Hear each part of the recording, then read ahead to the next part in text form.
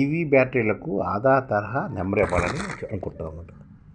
Electric వాహనాల్లో వినియోగించే బ్యాటరీకి ఆధార్ తరహా నెంబరే ఇచ్చి విశిష్ట గుర్తింపు సంఖ్య ఇవ్వాలని కేంద్ర రవాణా మంత్రిత్వ శాఖ ప్రతిపాదించింది. ఈ విధానం ద్వారా బ్యాటరీల ఎండ్-టు-ఎండ్ వినియోగాన్ని గుర్తించడంతో పాటు సమర్థవంతమైన రీసైక్లింగ్ ప్రోత్సహించడం దీని ఉద్దేశమని తెలుపుతుందన్నమాట. దీనికి మంత్రిత్వ శాఖ ముసాయిదా మార్గదర్శకాలు కూడా జారీ చేసింది. దీని ప్రకారం బ్యాటరీ తయారీదారులు దిగుమతిదారులు మార్కెట్లో వచ్చే ప్రతి బ్యాటరీ ప్యాక్కు 21 అంకెలతో కూడిన బ్యాటరీ ప్యాక్ ఆధార్ నెంబర్ తప్పనిసరిగా కేటాయించాల్సి ఉంటుందన్నమాట. అంటే ఈవీ బ్యాటరీలకి ఆధార్ నెంబర్ తరహా ఇస్తారన్నమాట. ఈ బ్యాటరీపై స్పష్టంగా కనిపించేలాగా తొలగించడానికి వీలు లేకుండా ఉండాల్సిందని పేర్కొంది. బ్యాటరీ ప్యాక్ ఆధార్ నెంబర్ వివరాలను బీపీఎన్ వెబ్సైట్లో అప్లోడ్ చేస్తారన్నమాట.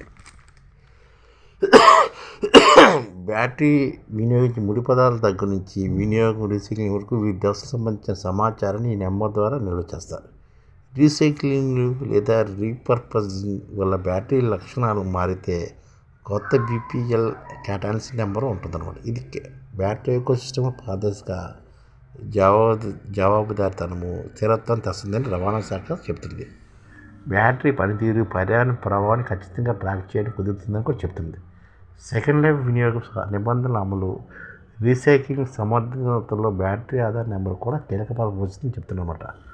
భారత్లో లిథియం అయాన్ బ్యాటరీ డిమాండ్లో 80 నుంచి 90% వరకు విద్యుత్ వాహనాల నుంచి వస్తుంది.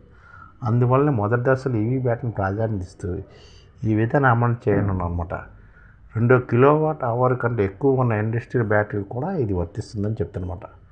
ఆటోమోటివ్ ఇండస్ట్రియల్ స్టాండర్డ్ కమిటీ నిర్దేశించిన ఆటోమేటిక్ ఇండస్ట్రియల్ స్టాండర్డ్ ద్వారా దీన్ని అమలు చేస్తున్నారు.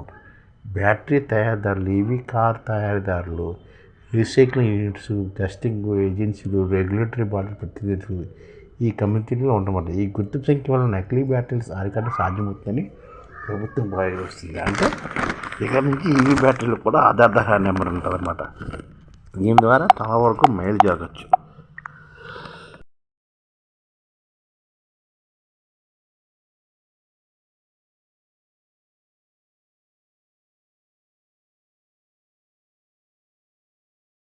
ఈ ఛానల్ ముఖ్య ఉద్దేశం ఏంటంటే మన తెలుగు రాష్ట్రాల్లో 1 కోటి మందికి సంఘటిత రంగాల్లో ఏ విధంగా ఉద్యోగాలు ఇవ్వవచ్చు, కనీస నెల జీతం 30,000 వరకు ఏ విధంగా ఇవ్వవచ్చు, ఏ విధంగా చేస్తే ఉద్యోగాలు సృష్టించబడతాయో వివరిస్తూ ఈ ఛానల్ వీడియోలు వస్తాయి. అలాంటి వీడియోలు మీకు కావాలంటే మన ఐడిఎఫ్ భాస్కర్ ఛానల్ని సబ్స్క్రైబ్ చేసుకోండి. ఐడిఎఫ్ అంటే ఇండియన్ డెవలప్మెంట్ ఫోర్స్.